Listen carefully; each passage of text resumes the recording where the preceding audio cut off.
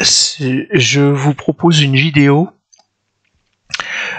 qui s'adresse davantage aux élèves qui sont 10, mais pas que. Vous allez vous apercevoir que finalement, certains d'entre vous ont peut-être de la difficulté pour retenir les résultats de la table de 9 pour les facteurs entre 1 et 10.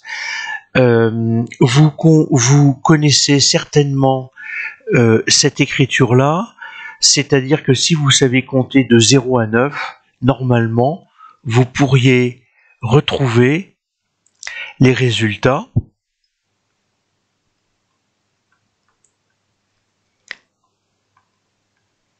et si je compte maintenant depuis le bas vers le haut de manière croissante, j'ai 0, 1, 2, 3, 4, 5, 6, 7, 8, 9. Donc là, vous avez les résultats de 1 fois 9, 2 fois 9, 3 fois 9, 4 fois 9, etc. Mais j'estime que cette méthode est inaboutie parce que l'objectif est bien d'essayer de vous passer du papier, alors que là, vous êtes obligé à chaque fois de passer par le papier pour retrouver ces résultats-là. Alors, je sais que je ne vais pas sauver tout le monde, mais ce que je vous propose, c'est d'abandonner pour l'instant ces tables et puis de partir là-dessus et de prendre... Alors, je fais de la manipulation avec des ronds, mais sur une table, vous pouvez très bien fonctionner avec des haricots secs ou des petits pois ou des nouilles ou ce que vous voulez.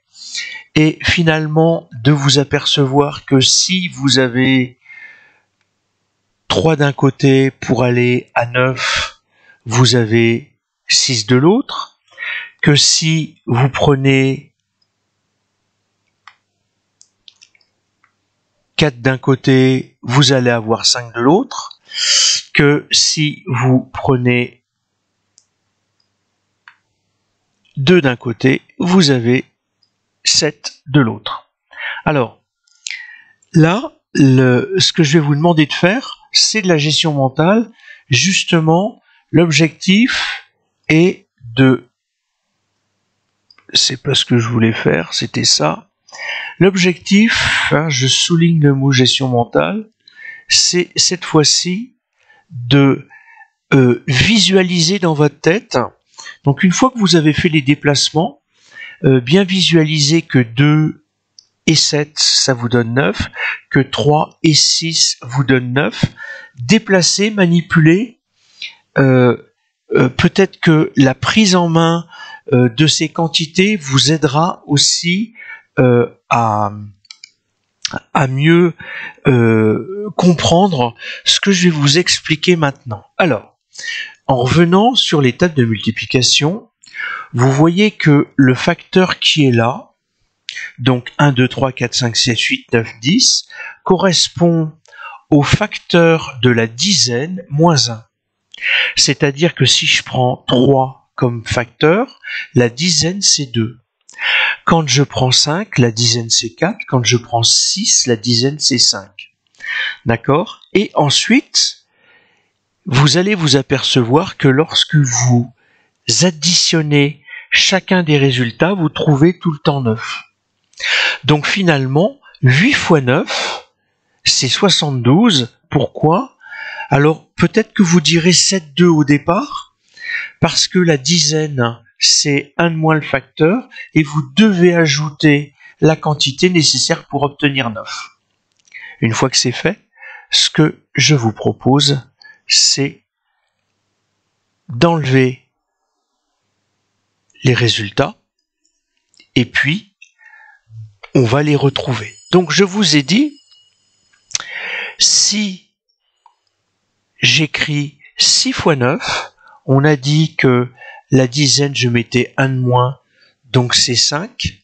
Et il faut que 5 et quelque chose me donne 9, c'est 4. Et donc 5, 4, c'est en fait 54. Si je prends 8 fois 9, La dizaine, c'est donc 7. Et j'ajoute 2 pour faire 9. 9 fois 10, là c'est facile, c'est un 9 avec un 0 par derrière. Si je prends 3 fois 9, j'ai donc 2 en dizaines et 7 pour obtenir le résultat de 27 à 3 fois 9. Voilà, donc si vous allez aller plus vite, donc pareil, prenez un temps, fermez les yeux si vous avez besoin, de façon à ce que ça s'imprime dans votre cerveau, et normalement, vous devriez arriver à vous en sortir un peu mieux.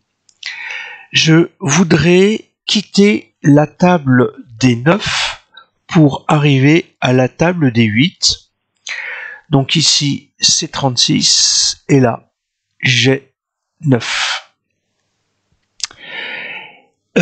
Vous avez énormément de mal à vous souvenir que 7 fois 8 ou 8 fois 7, donc en mathématiques on dit que la multiplication est commutative, je peux permuter les deux facteurs, ça va me donner 56.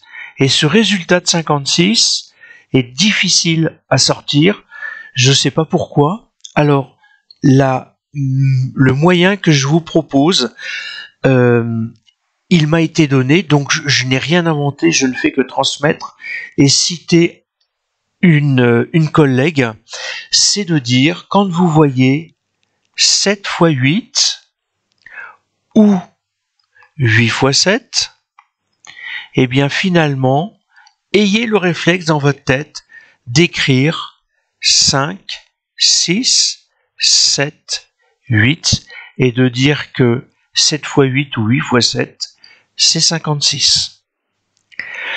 Donc, si vous avez des besoins spécifiques, je vous propose bien entendu de me les envoyer et j'essaierai d'y répondre au mieux.